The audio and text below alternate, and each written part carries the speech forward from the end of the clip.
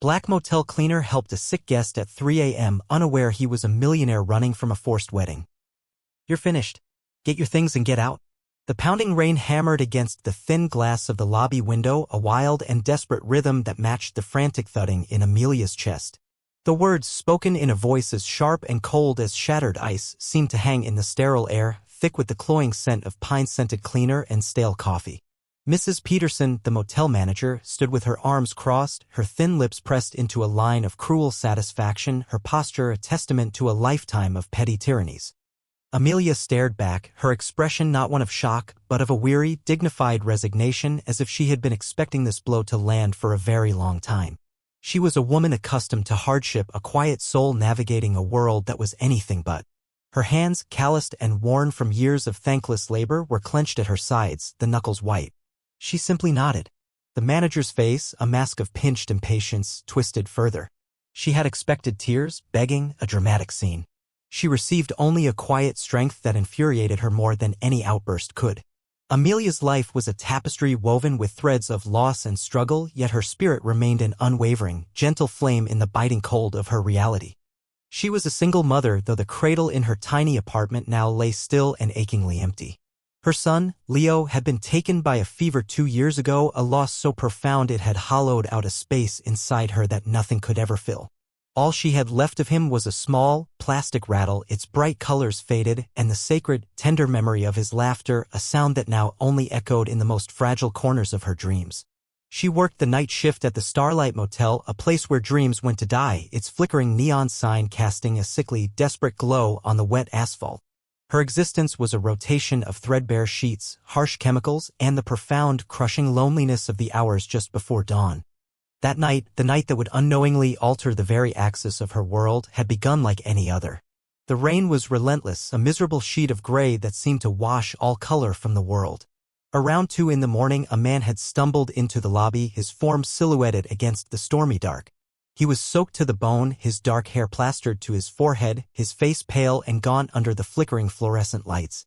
He didn't carry a gleaming suitcase or wear a crisp suit, his clothes were simple, drenched, and he moved with a weariness that Amelia recognized instantly. It was the weariness of someone running from something, a ghost haunting their own life. He had paid for a single room with a crumpled $20 bill, his hand trembling slightly as he pushed it across the counter. He didn't meet her eyes, just mumbled a room number, his voice a raw, hoarse whisper. Amelia had given him a key, a flicker of pure, unasked for sympathy stirring in her chest. She saw not a stranger, but a reflection of her own exhaustion, her own desperate flight from a pain that was always one step behind.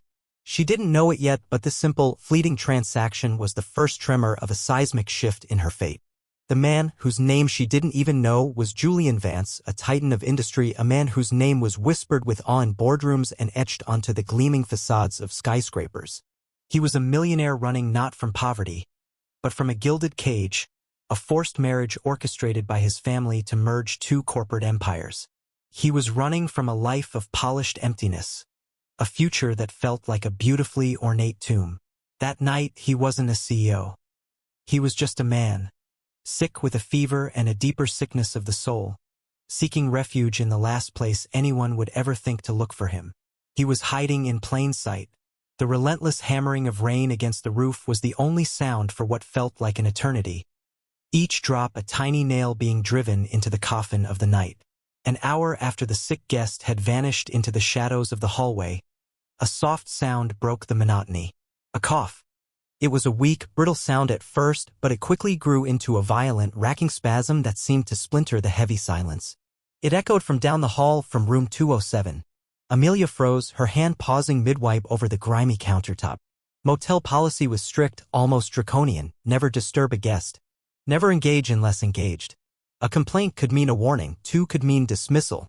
Mrs. Peterson enforced these rules with a zeal that bordered on sadistic. Amelia's mind screamed at her to ignore it, to let the man suffer in private, to protect the fragile scaffolding of her own survival. Her job, as meager as it was the only thing keeping a roof over her head, the only thing standing between her and the unforgiving street. But then the sound came again, a desperate, gasping noise that tore at something deep inside her. It was the sound of true suffering, raw and unvarnished. It reminded her of Leo's last days, of the fever that had raged through his tiny body, a memory so unbearable it made her chest tighten with a familiar, searing pain. She saw not a nameless guest, but a person in need, and in that moment her own safety became secondary. Her quiet, dignified nature, her profound, innate goodness, simply would not allow her to do nothing. It was not a choice, it was a compulsion of her very soul. She made a decision. With steady, deliberate movements, Amelia abandoned her cleaning cart. She went to the small, windowless break room, a space that held the ghosts of 1,000 microwaved meals and weary sighs. From her own locker, she retrieved a small thermos. It contained an herbal tea her grandmother had taught her to make, a fragrant blend of ginger, lemon, and honey that she drank to soothe her own weary bones. She took one of the 2 thin blankets she kept there for the nights when the building's heating failed. It was worn, the fabric threadbare in places, but it was clean and it was warm. She also grabbed a fresh cleaning cloth, ran it under cold water until it was soaked, and wrung it out. Armed with these simple offerings, a warm drink, a blanket, a cool compress, she walked down the hallway, her soft-soled shoes making no sound on the stained carpet. Her heart thudded against her ribs, a frantic bird beating against a cage. She hesitated for a fraction of a second outside the door to room 207, the sound of labored breathing now terrifyingly clear. Taking a shallow breath, she gave a soft, gentle knock. Silence. Then, a weak, hoarse voice from within. Go away. Amelia's resolve faltered for a second, but then she pictured him alone, feverish, and she could not turn back. She knocked again, a little louder this time. Sir? This is Amelia from the front desk. I heard you coughing. I brought you some hot tea. The silence that followed was heavy, thick with suspicion. The soft click of the lock turning seemed deafeningly loud. The door opened a crack, and a single, bloodshot eye peered out. Julian, disoriented and shaking with chills, saw the gentle, worried face of the woman from the front desk. He saw the steam rising from the thermos, the folded blanket in her arms. He was a man used to a transactional world where every act of kindness had a price tag, every gesture a hidden agenda. He had been so immersed in cynicism that he had forgotten purity could exist. He was stunned. He opened the door wider, a silent invitation. Amelia stepped inside the small, stuffy room. The air was hot and close. Julian had collapsed back onto the bed, his body racked with shivers despite the sweat beading on his pale forehead. He looked smaller now, fragile and stripped of any pretense. Amelia moved with a quiet efficiency that was both professional and deeply maternal. She didn't speak empty platitudes, she simply acted. She poured the amber liquid from her thermos into the cheap plastic cup on the nightstand, the fragrant steam filling the room with a scent of simple, honest comfort. Drink this, she said, her voice soft but steady. It will help with the fever. He took the cup, his trembling hands struggling to hold it. She placed the cool, damp cloth on his forehead and he let out a shuddering sigh, his body instantly relaxing at the blessed relief from the biting heat of his fever. Finally, she unfolded her own threadbare blanket and laid it gently over his shivering form. It was an act of profound, selfless kindness, offering her own meager comforts to a complete stranger at great personal risk with no expectation of reward. Julian watched her through heavy-lidded, glistening eyes. This woman, this stranger, was showing him more genuine care than he had received in years from his own family. It was a kindness so pure, so unsolicited. It felt like a splash of clean, cool water on a soul that was dying of thirst. It was a sacred moment. As she turned to leave, he found his voice, a raw whisper. Thank you. Amelia simply paused at the door and gave him a small, sad smile. Just get some rest, she said. Then she was gone, closing the door with a soft click, leaving him alone in the quiet room with the warmth of the tea, the cool of the compress, and the undeniable feeling that something inside his shattered heart had just begun to mend. He didn't know her name. He knew only her kindness. And for Julian Vance, that was everything. The next morning, Julian was gone. When Amelia started her shift, the first thing she did was check room 207.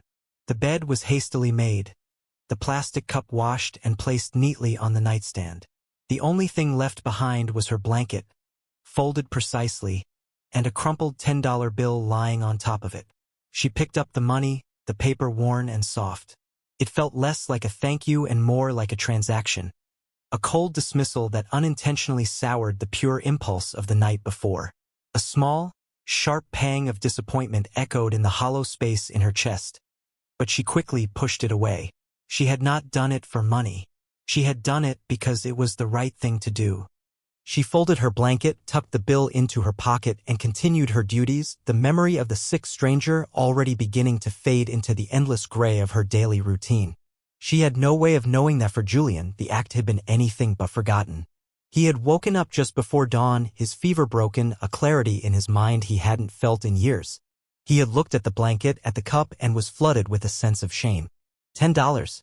That's all he had on him, a pittance he'd grabbed when he fled his gilded prison. It was an insult to the grace she had shown him.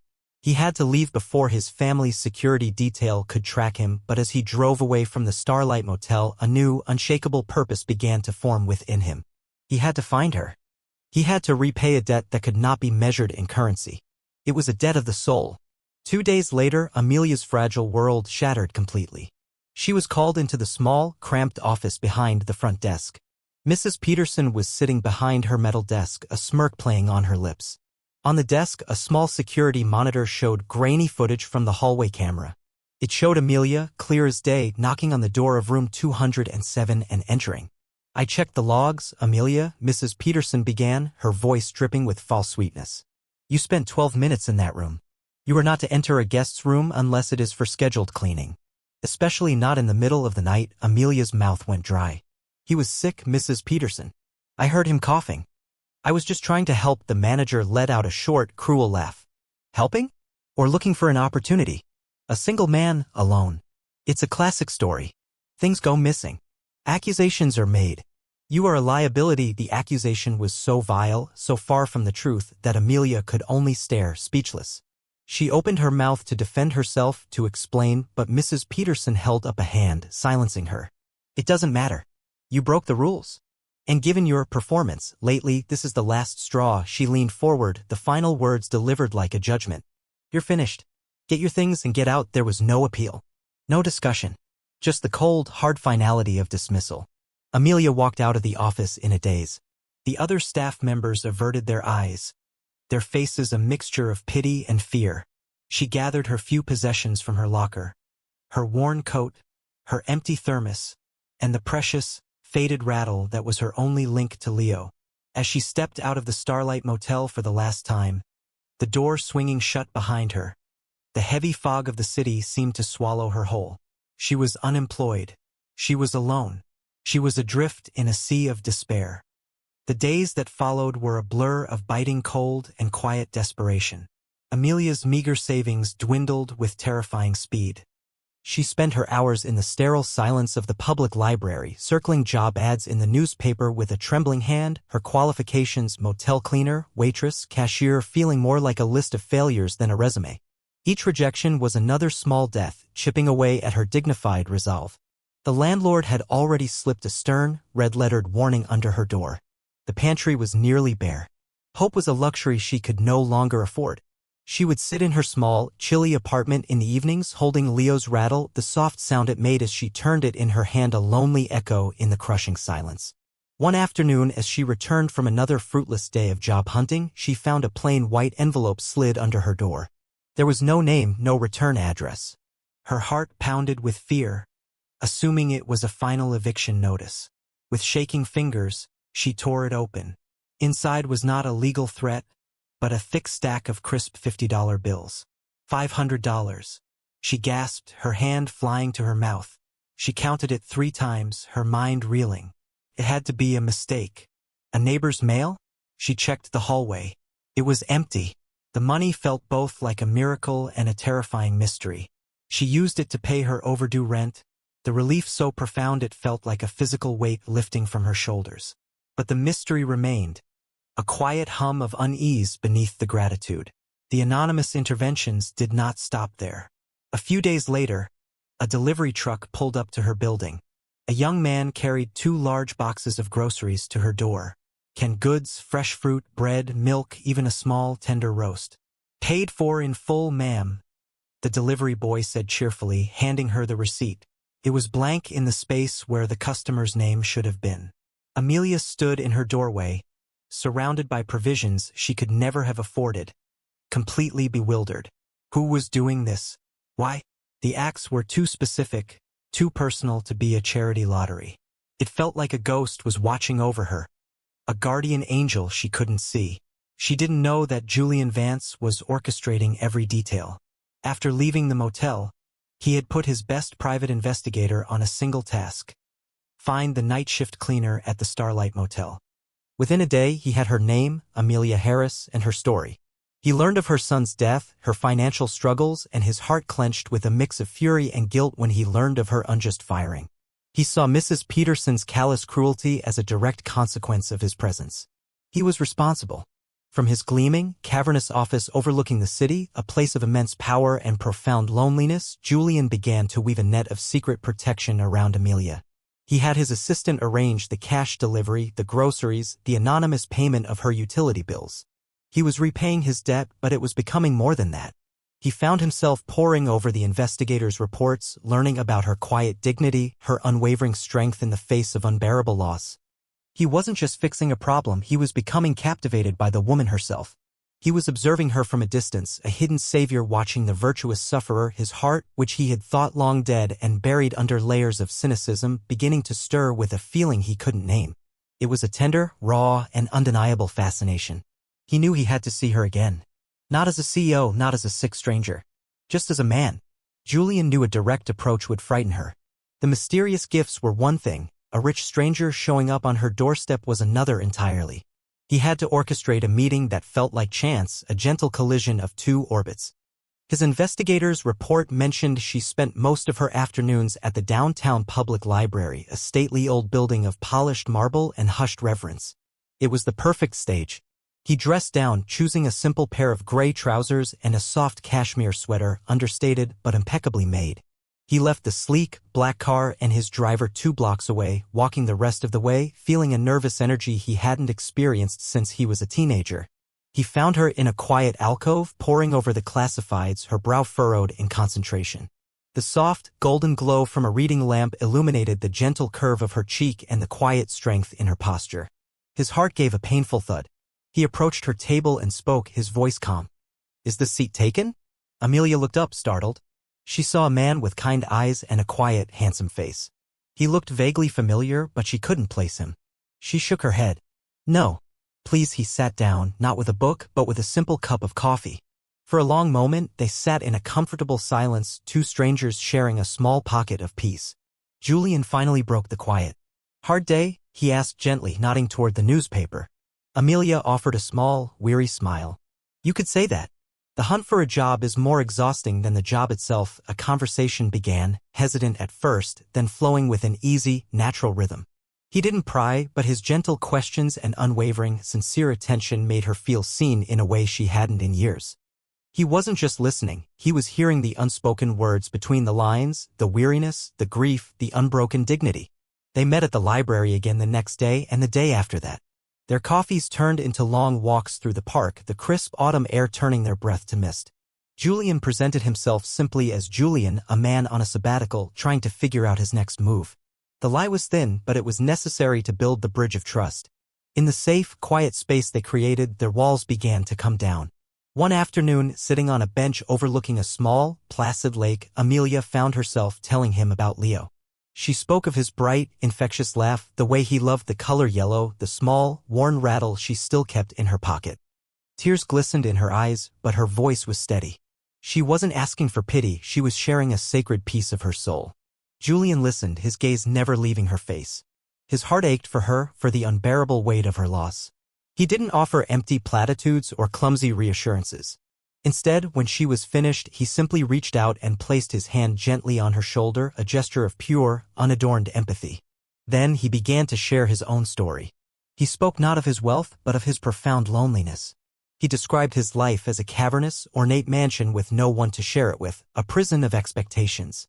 He told her about the arranged marriage, the crushing pressure from his family to merge his life with a stranger for the sake of a business deal. "They see me as a commodity, not a son," he said. His voice raw with a pain she recognized instantly.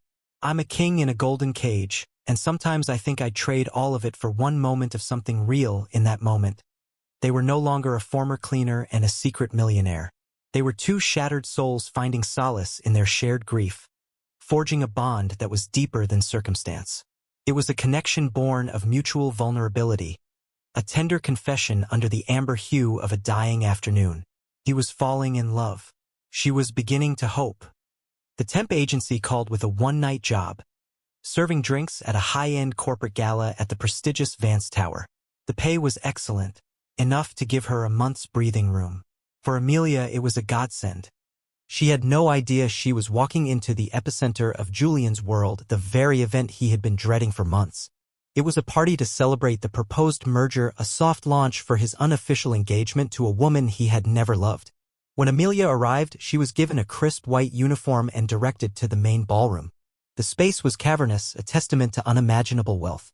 Gleaming marble floors reflected the light of 1,000 crystal pendants hanging from the ornate ceiling. The air buzzed with the quiet chuckle of powerful men and the rustle of silk gowns. Amelia felt desperately out of place, a simple sparrow in a flock of peacocks. She kept her head down, focusing on her task, her tray of champagne flutes held steady. Then she heard a voice that made her blood run cold. Well, look what the cat dragged in." Amelia froze. She turned slowly to see Mrs. Peterson, the former motel manager, standing before her, dressed in a gaudy, ill-fitting gown. Her face was a mask of malicious glee.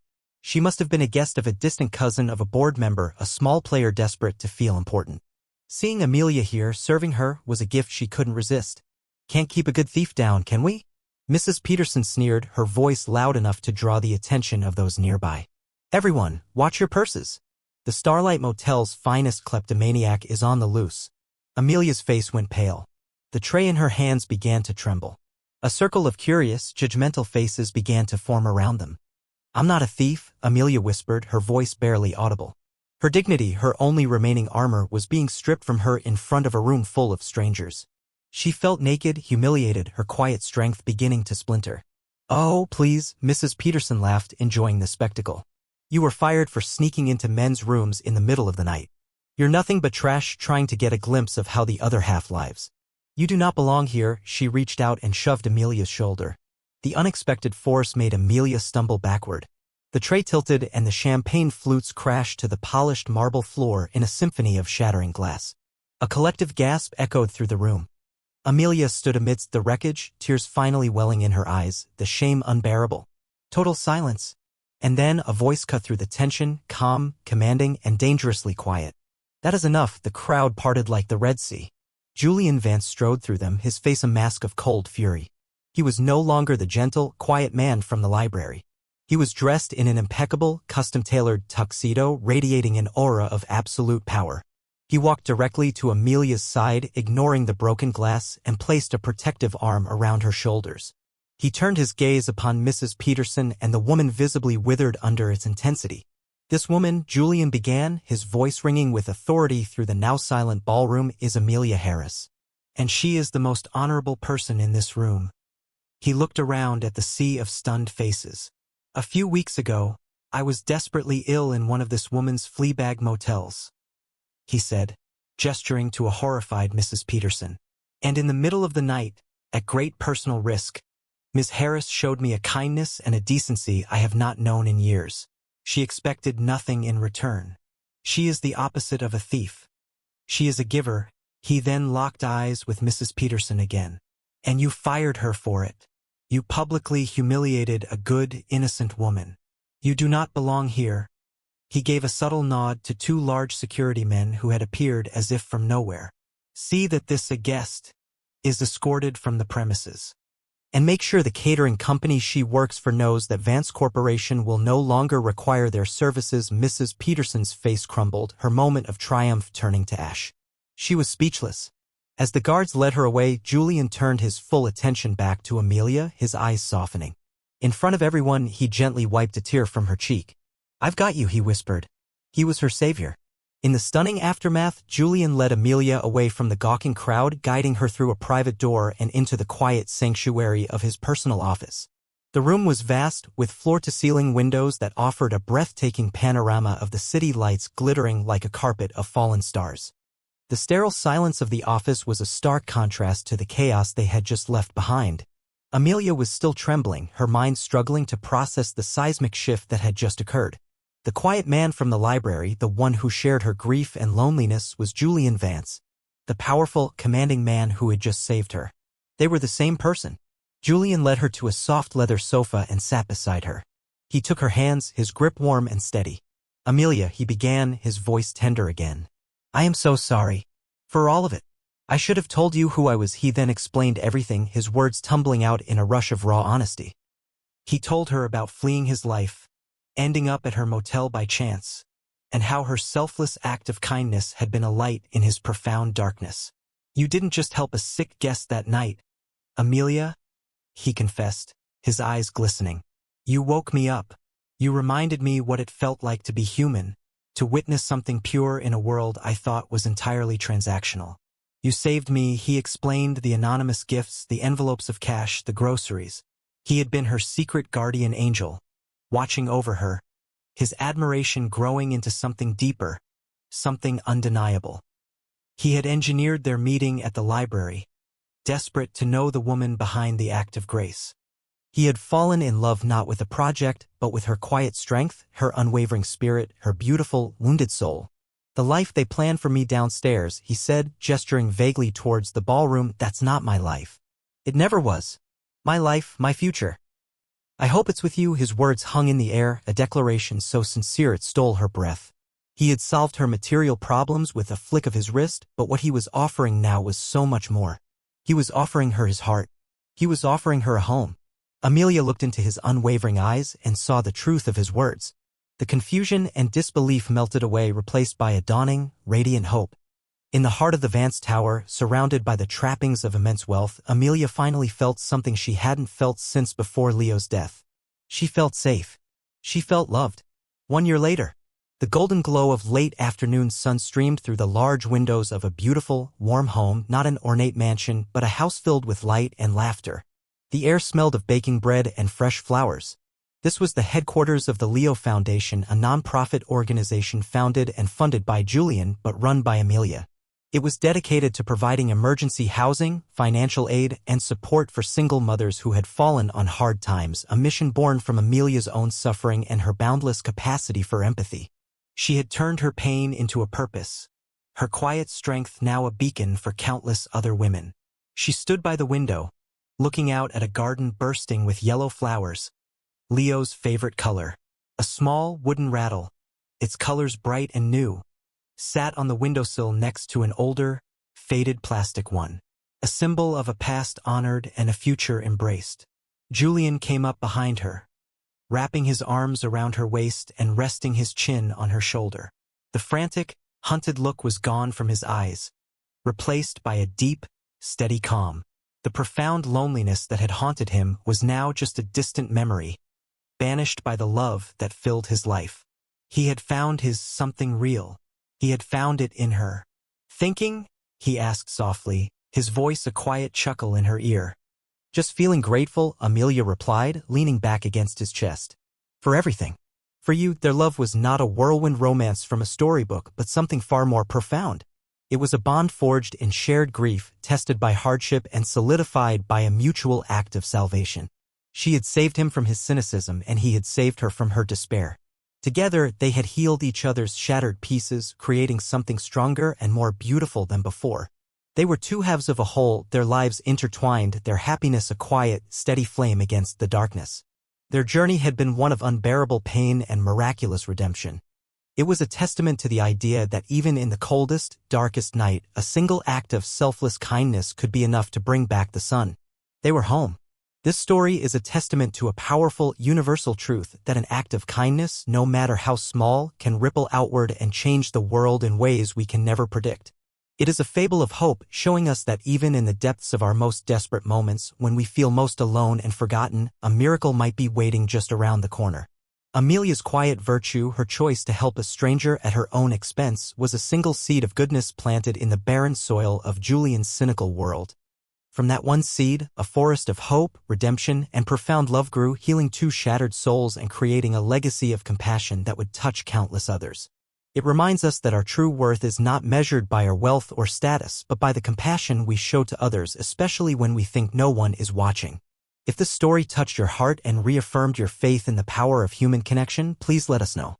These tales are for those who believe that love is the most powerful force for healing in the universe and that everyone, no matter their circumstances, deserves a second chance at happiness. Our world can often feel cold and transactional, but stories like Amelia's and Julian's remind us of the warmth that is possible when we open our hearts to one another. For more soul-stirring stories of love, redemption, and the incredible strength of the human spirit, be sure to like, share, and subscribe to Soulful Love Tales. Your support allows us to continue bringing you these heartwarming and inspiring narratives. We'll see you in the next one.